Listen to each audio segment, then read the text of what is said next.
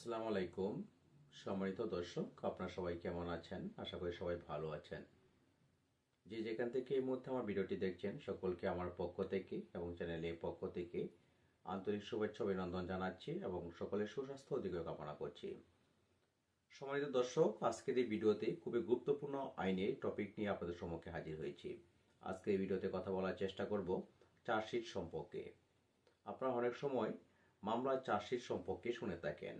আসলে মামলার চার্জশিট কি এবং চার্জশিট কত প্রকার ও কি কি, আজকের এই ভিডিওতে এই বিষয় নিয়ে কথা বলার চেষ্টা করব। অবশ্যই আপনারা আজকের এই ভিডিওটি কন্টিনিউ করবেন। কন্টিনিউ করলে অবশ্যই এই চার্জশিট সম্পর্কে এবং পুলিশ রিপোর্ট সম্পর্কে আপনারা বিস্তারিত তথ্য জেনে নিতে পারবেন।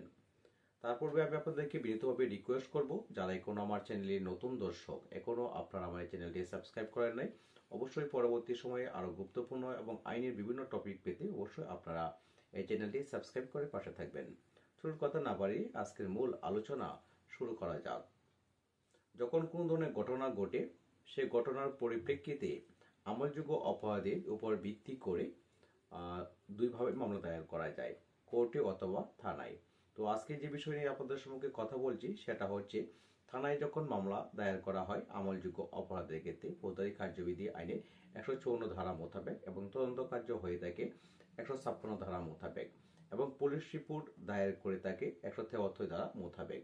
সে মোতাবেকে আজকে আপনাদের সম্মুখে কথা বলতে যাচ্ছি। সম্মানিত দর্শক, পুলিশ যখন 154 ধারা আমলযোগ্য অপরাধের ক্ষেত্রে যখন কোনো ধরনের তথ্য পায় বা কোনো ধরনের অভিযোগ দায়ের করা হয়ে থাকে, সেই অভিযোগের পরিপ্রেক্ষিতে পুলিশ যখন তদন্ত করে, মাঠ পর্যায়ে যখন তদন্ত করে, তখন কিন্তু তদন্ত করতে গিয়ে কোনো মামলা ঘটনা সততা পায়, আবার কোনো মামলা ঘটনা সততা পায় না। এই যে দুইটা বিভাজন হয়ে যায়, দুইটা বিভাজনের উপর ভিত্তি করে দুইটা রিপোর্ট কিন্তু প্রস্তুত হতে পারে বা প্রস্তুত হয়। সেই দুইটা বিষয় হলো, যদি পর্যাপ্ত পরিমাণে সাক্ষী না পাওয়া যায় বা ঘটনার সততা যদি না পাওয়া যায়, তাহলে সেই রিপোর্টটা হবে ফাইনাল রিপোর্ট, যেটাকে এফআরটি বলা হয়ে থাকে। আবার যদি মামলা তদন্ত কার্য শেষে যদি ঘটনার সততা পাওয়া যায়, তাহলে সেটা কিন্তু চার্জশিট আকারে আদালতে দাখিল হয়। এই হলো সংক্ষিপ্ত বিষয়। অর্থাৎ যখন কোনো মামলা এফআইআর এর মাধ্যমে শুরু হয় এবং পরবর্তী সময়ে যখন এটা তদন্ত কার্য শেষে রিপোর্ট পেশ করা হয়, সেই রিপোর্টটা কিন্তু দুই প্রকারই হয়ে যায়। কিভাবে দুই প্রকারই হয়ে যায়? যখন ঘটনার সত্যতা পাওয়া যায়, তখন সেটা কিন্তু চার্জশিট আকারে আদালতে সাবমিট করা হয়ে থাকে।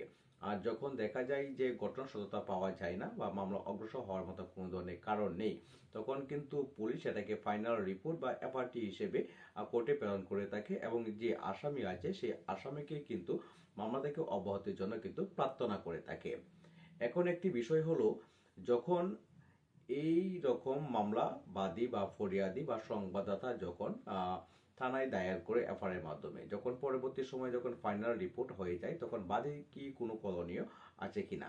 হ্যাঁ, অবশ্যই করণীয় আছে। পুলিশ যদি এরকম এফআরটি রিপোর্ট বা ফাইনাল রিপোর্ট যদি দিয়ে দেয়, তাহলে আদালতে একজন বাদী বা ফরিয়াদি সে এই রিপোর্টের বিরুদ্ধে নারাজি দাখিল করতে পারে।